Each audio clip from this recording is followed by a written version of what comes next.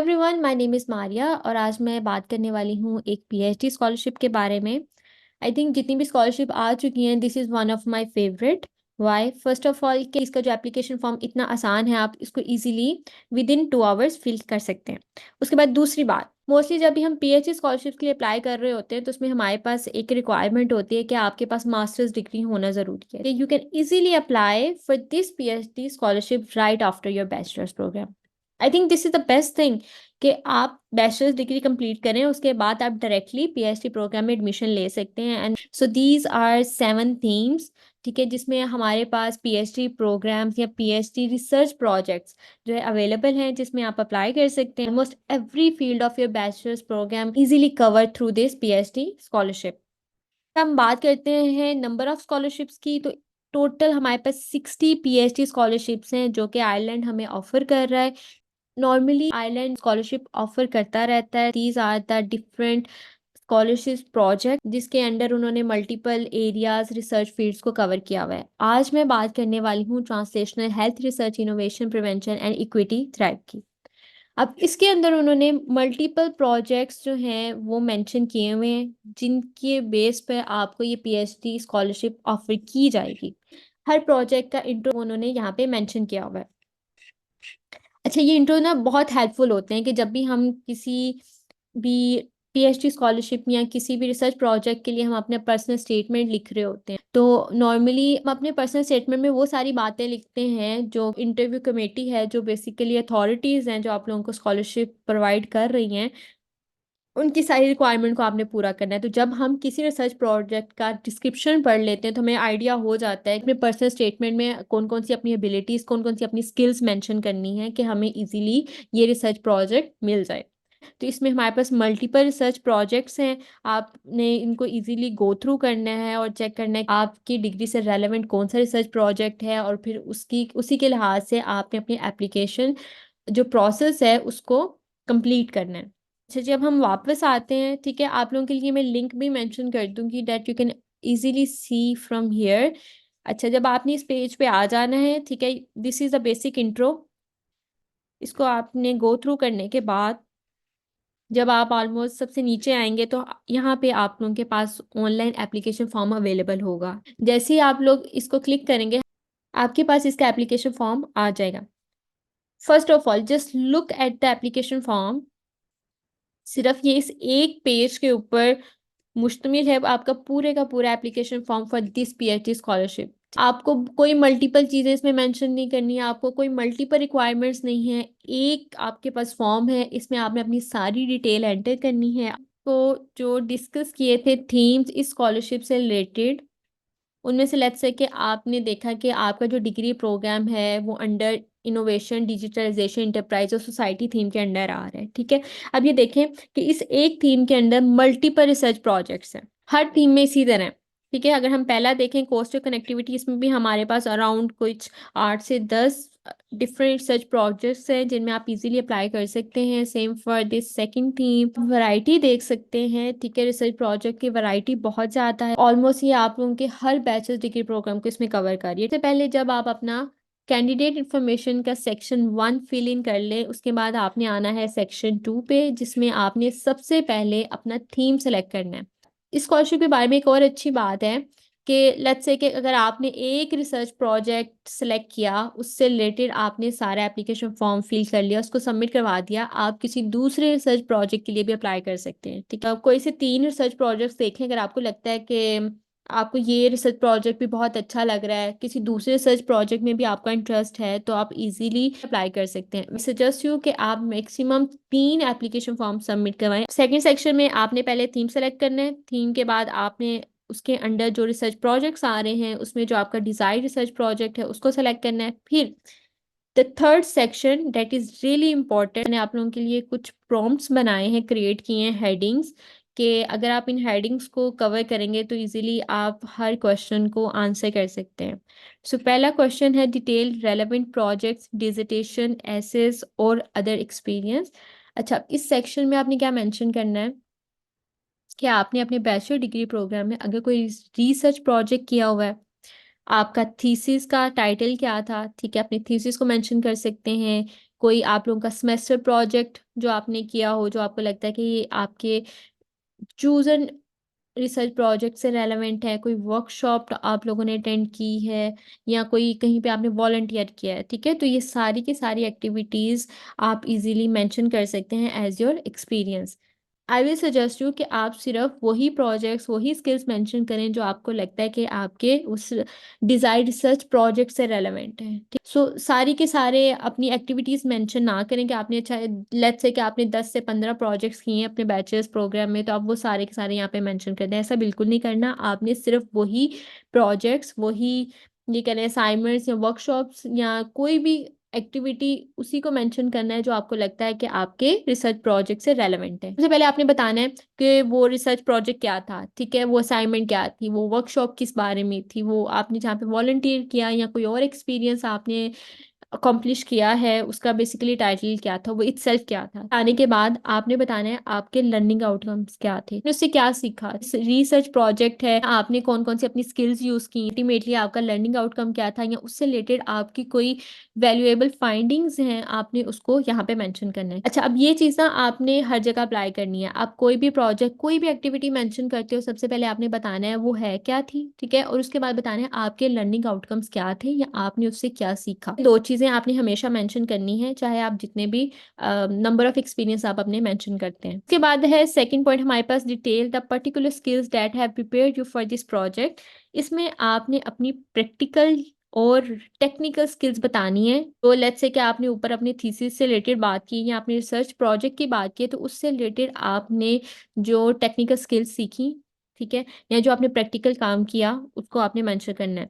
या let's say कि आपने ऊपर थीसिस की बात करते हो, रिसर्च कंडक्ट की, ठीक है, तो उस रिसर्च में बेसिकली आपके पास क्या स्किल्स आ जाएंगी। पहली स्किल तो आपकी होगी रिसर्च कंडक्टिंग स्किल, ठीक है। अब आपको पता होगा कि रिसर्च कैसे कंडक्ट करते हैं, मेथोडोलॉजी कैसे हमने चूज करनी है, ठीक है, लिटरेचर व्यू उसको कैसे एवेल्युएट करना है आपने इफेक्टिवली, अपनी फाइंडिंग्स को कैसे आपने कंक्लूड करना है। ये सारी की सारी चीजें आपकी स्किल्स में आ रही हैं, ठीक है, तो उसको आपने जरूर मेंशन करना है। उसके बाद थर्ड पॉइंट है हमारे पास, describe other capacities that illustrate your capability, ambition and interest. अच्छा, अब पहले हमने बात कर ली आपकी हार्ड स्किल्स की, ठीक है, आपका टेक्निकल एक्सपेक्ट को हमने डिस्कस किया, ठीक है। अब यहाँ आपने मेंशन करनी है अपनी सॉफ्ट स्किल्स, यहाँ आपकी मोटिवेशन क्या है थी, आपका इंटरेस्ट किस चीज़ में है, और अगर आपकी इन्वॉल्वमेंट किसी स्पेसिफिक एरिया में जैसे हेल्थ से रिलेटेड है या टेक्नोलॉजी से रिलेटेड है, तो उसको आपने यहाँ पे मेंशन करना है। पहले दो सेक्शंस हैं वो बेसिकली इस चीज़ को रिप्रेजेंट कर रहे हैं कि आपका प्रैक्टिकल काम आपने क्या सीखा, क्या किया, ठीक है, आपके पास टेक्निकल स्किल्स कौन कौन सी है, और लास्ट पार्ट बेसिकली वो इस चीज़ को बताएगा कि आप कितने मोटिवेटेड हैं, आपकी कमिटमेंट को शो करेगा, ठीक है। तो इससे रिलेटेड आपने चीज़ें मेंशन करनी है अपनी सॉफ्ट स्किल्स, ठीक है। आप ये भी मेंशन कर सकते हैं कि जी आप काफ़ी हार्ड वर्किंग हैं, एम्बिशन ड्रिवन है, ठीक है, और आपका एटीट्यूड कैसा है, आप वो मेंशन कर सकते हैं। एनालिटिकल स्किल्स आपकी कैसी हैं, इस तरह की सॉफ्ट स्किल्स जो हैं आप उनको इजीली इस सेक्शन में मेंशन कर सकते हैं। उसके बाद हम बात करते हैं पार्ट 2 ऑफ योर सेक्शन 3। इसमें आपने अपने रिसर्च प्रोजेक्ट से रिलेटेड बात करनी है कि जो आपने रिसर्च प्रोजेक्ट चूज किया है, वो आपने क्यों चूज किया है। सबसे पहले कि आप कोई भी हायर डिग्री, लेट्स से कि आप पीएचडी रिसर्च में ही क्यों करना चाहते हैं, सबसे पहले आपने अपनी बेसिकली उसके पीछे की मोटिवेशन बतानी है कि जी आप क्यों करना चाहते हैं। उसके बाद सेकंड पॉइंट है, explain why you have selected this research topic. वही motivation of choosing this topic, ठीक है। लेट्स से कि अगर आप किसी पर्टिकुलर प्रॉब्लम को डिस्कस करना चाहते हैं, उससे रिलेटेड आप फर्दर रिसर्च करना चाहते हैं या कोई प्रैक्टिकल आप अपनी कंट्रीब्यूशन देना चाहते हैं, तो आपने उसको मेंशन करना है इसमें। थर्ड है, describe your career aspirations after completing the post graduate research degree and training. अच्छा, अब इसमें ना आपने अपने करियर के बारे में बताना है कि लेट्स से कि आप जब ये पीएचडी प्रोग्राम कर लें, तो उसके बाद आप लाइफ में क्या करना चाहते हैं, आपके करियर गोल्स क्या हैं, किंग सेटिंग को सर्व करना चाहते हैं, ठीक है। लेट्स से आप गवर्नमेंट में काम करना चाहते हैं या प्राइवेटली कहीं पे काम करना चाहते हैं, या आप हेल्थ सेक्टर्स में कंट्रीब्यूट करना चाहते हो, या आप एजुकेशनल सेटिंग्स में काम करना चाहते हो। सो बेसिकली आपने यहाँ पे पिन पॉइंट करना है तो कि आप फर्दर फ्यूचर में अपना करियर जो है वो बेसिकली आप किस फील्ड से लिंक करने वाले हो। मेक श्योर कि आपके करियर गोल्स, करियर एस्पिरेशंस ऐसी हों जो कि इस रिसर्च प्रोजेक्ट से रिलेटेड हो।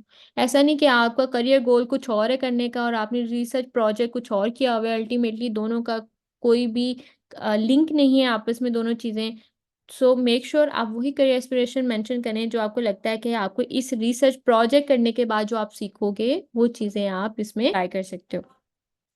ठीक है, लास्ट चीज़ हमारे पास explain how the project will assist you achievement of these goals. Again आपने पहले अपना करियर गोल बता दिया। लेट्स से कि अगर मैं बात करती हूँ कि मैं एजुकेशन सेटिंग में सर्व करना चाहती हूँ, मैंने कोई ऐसा रिसर्च प्रोजेक्ट चूज किया है जो कि स्टूडेंट से रिलेटेड है या टीचर से रिलेटेड है या किसी तरह वो प्रोजेक्ट जो है वो बेसिकली एकेडमिक एक्सीलेंस को प्रमोट कर रहा है, तो ऑटोमेटिकली मेरा जो प्रोजेक्ट जो है वो बेसिकली लिंक कर रहा है मेरे करियर एस्पिरेशन से। ठीक है, अब मैंने उनको ये बताना है कि जब मैं ये प्रोजेक्ट कर लूँगी तो ये चीज़ मेरे करियर गोल्स को अचीव करने में कैसे हेल्प आउट करेगा। ऑब्वियसली अगर मैंने किसी एजुकेशनल रिसर्च प्रोजेक्ट को चूज़ किया होगा तो ऑब्वियसली उससे जो एक्सपीरियंस मुझे मिलेगा वो अल्टीमेटली मुझे हेल्प करेगा to apply in academic settings. तो ये तीनों चीज़ें आपस में लिंक्ड है। मेक श्योर कि आप इनके इस लिंक को जो है वो स्ट्रांगली मेंशन करने के काबिल हों। This was the main section जहाँ पे आपने मेनली काम करना था, जहाँ पे आपने चीज़ें मेंशन करनी थी। उसके बाद आपने अगेन अपनी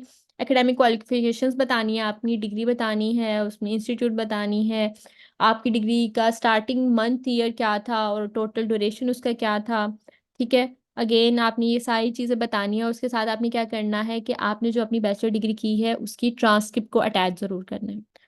उसके बाद सेक्शन 5 है, उसमें आपने मेंशन करना है कि about your English proficiency. Mostly students apply करेंगे for second option that English is not my first language. इससे आगे वो आपसे इंग्लिश प्रोफिशिएंसी एविडेंस भी पूछेंगे। ठीक है, अगर आपने आइट्स किया हुआ है तो आप बेसिकली क्या करोगे, जो आपका आइट्स सर्टिफिकेट है उसको आप डॉक्यूमेंट्स में अटैच कर दोगे। लास्ट सेक्शन है हमारे पास डिस्क्लेमर एंड कंफर्मेशन। इसमें आपने बताना है जी आपने जितनी अपनी इंफॉर्मेशन और डिटेल ऊपर प्रोवाइड की है वो सारी की सारी ठीक है और करेक्ट है।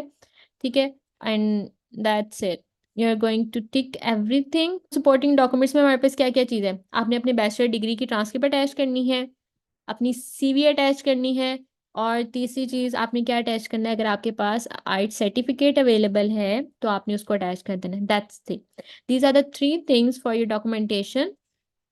उसके बाद अगेन आपने इसको चेक करना है। और वन मोर थिंग कि जब आप अपनी सीवी अटैच कर रहे हो मेक श्योर कि आपने अपनी रेफरी की डिटेल्स जो हैं वो अपनी सीवी के अंदर ही मेंशन करनी है। These are the details about your scholarship. इसमें आपको 22,000 यूरोस पर एनम जो है एज अ स्टाइपेंड मिलेंगे। ठीक है, आपकी ट्यूशन रजिस्ट्रेशन फी भी विल वेव ऑफ हो जाएगी। It is a completely fully funded PhD scholarship. ये बहुत अच्छी अपॉर्चुनिटी है, please apply to this scholarship. Again मुझे एक्सप्लेन करने में देखिए इतना टाइम नहीं लगा है। सेम गोज़ फॉर आपको जब इसमें अप्लाई करेंगे तो आप लोगों के लिए भी ये बहुत ज़्यादा लेंथी प्रोसीजर नहीं होगा, आप इजीली इसमें अप्लाई कर सकते हैं। अच्छा, मैं लास्ट डेट की बात करती हूँ बिकॉज़ रिसेंटली मुझे स्कॉलरशिप का पता चला था and I know there are few days left to apply for this scholarship. तो अगर आप एक दिन भी फोकस से बैठ जाते हैं स्कॉलरशिप में अप्लाई करने के लिए तो आप इजीली 2 से 3 घंटे में इस स्कॉलरशिप को सबमिट करवा सकते हैं। या मोस्टली जो ऐसी स्कॉलरशिप होती हैं जो बहुत ज़्यादा फेमस नहीं होती उसमें ना ज़्यादा चांसेस होते हैं आपके सिलेक्शन के। क्यों? क्योंकि उसमें कंपटीशन कम होता है, बहुत कम बच्चे अप्लाई कर रहे होते हैं क्योंकि बहुत ज़्यादा बच्चों को इसकी अवेयरनेस नहीं होती। लेकिन अगर हम बहुत बड़ी कॉम्पिटिटिव स्कॉलरशिप्स की बात करें, जैसे हमारे पास शिवलिंग स्कॉलरशिप है, कॉमनवेल्थ स्कॉलरशिप है, तो ऐसी स्कॉलरशिप में कंपटीशन बहुत ज़्यादा हाई होता है क्योंकि हर बच्चा उन्हीं स्कॉलरशिप में अप्लाई कर रहा होता है। तो जब कंपटीशन हाई होते हैं तो अगेन आपके जो सिलेक्शन चांसेस हैं वो बहुत कम होते हैं। सो आई वुड से कि आप इस स्कॉलरशिप में अप्लाई करें। सेकंड, कि आप इसमें जितनी मर्ज़ी चाहे एप्लीकेशन फॉर्म सबमिट करवा सकते हैं। ठीक है, तो अगेन लेट्स से कि अगर आप किसी एक रिसर्च प्रोजेक्ट के लिए सेलेक्ट नहीं होते तो हो सकता है आप किसी दूसरे रिसर्च प्रोजेक्ट के लिए सेलेक्ट हो जाएँ। और तीसरी बड़ी बात ये कि आप इजीली इस पीएचडी प्रोग्राम के लिए अप्लाई कर सकते हैं right after your bachelor's programme. ठीक है, तो इसमें आपको मास्टर्स डिग्री की बिल्कुल कोई ज़रूरत नहीं है। Okay ji, so that's it all about this scholarship. ठीक है, तो जब आप ये सारी चीज़ें कंप्लीट कर लें उसके बाद आपने क्या करना है, you have to select this I am not a robot and you just submit the scholarship. अच्छा, लेट्स से कि अगर आपने सारी एप्लीकेशन फिल नहीं की, आपने कुछ सेक्शन फिल इन किए हैं तो और आप अपनी प्रोग्रेस को सेव करना चाहते हो तो आप यहाँ से उसको सेव एंड रिज्यूम कर सकते हैं। यूनिक लिंक आपको मिलेगा। हर दफ़ा लिंक पे जाके आप इजीली उसी स्टेज पे अपनी एप्लीकेशन में जा सकते हैं जहाँ पे आपने उसको स्टॉप किया था। ठीक है, so you can easily resume your application form. I hope basic चीज़ें स्कॉलरशिप से रिलेटेड कवर हो गई होंगी। ठीक है, इट्स सेल्फ इंस्ट्रक्शंस उन्होंने ऑलरेडी बहुत क्लियरली मेंशन की हुई हैं। अगर आपके दोस्त हैं जो कि बाहर अप्लाई करना चाहते हैं स्कॉलरशिप के लिए, so please don't forget to share with them, because हो सकता है कि आपकी वजह से किसी की लाइफ बदल जाए।